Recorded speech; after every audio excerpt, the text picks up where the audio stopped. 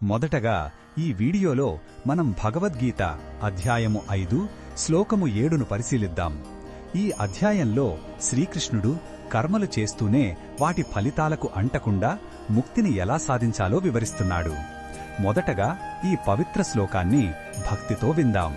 యోగయుక్తో విశుద్ధాత్మా విజితాత్మ జితేంద్రియః సర్వభూతాత్మ భూతాత్మా కుర్వన్నపి నలిప్యతే. ఈ శ్లోకం అర్థమేమిటంటే, ఎవరైతే కర్మయోగంలో స్థిరంగా ఉంటారో, ఎవరి మనస్సు స్వచ్ఛంగా ఉంటుందో, ఎవరు తనను తాను మరియు తన ఇంద్రియాలను జయించారో, ఎవరు అన్ని ప్రాణులలో తన ఆత్మనే చూస్తారో, అటువంటి వ్యక్తి ఏ కర్మలు చేసినా వాటి పాపపుణ్యాలకు అంటడు. అలాంటి వ్యక్తి చేసే పనులు బంధనాలకు కారణం కావు.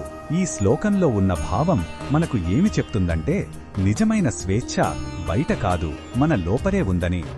మనస్సును, ఇంద్రియాలను అదుపులో ఉంచుకొని నేను, నాది అనే అహంకారాన్ని దాటి ప్రతి జీవిలో భగవంతుని స్వరూపాన్ని చూడగలిగినప్పుడు మనం చేసే ప్రతి పని ఒక సేవగా, ఒక యజ్ఞంగా మారుతుంది.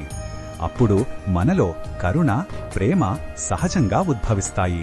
ఈ బోధనను మన దైనందిన జీవితంలో ఎలా ఉపయోగించుకోవచ్చంటే, మనం చేసే ఉద్యోగాన్ని కేవలం డబ్బు కోసమే కాకుండా మన బాధ్యతగా, సమాజ సేవగా భావించాలి.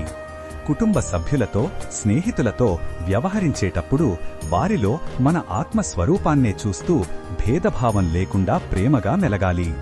ఇతరులకు సహాయం చేసినప్పుడు ప్రతిఫలం ఆశించకుండా ఉండటమే ఈ శ్లోక సారాంశాన్ని ఆచరించడం.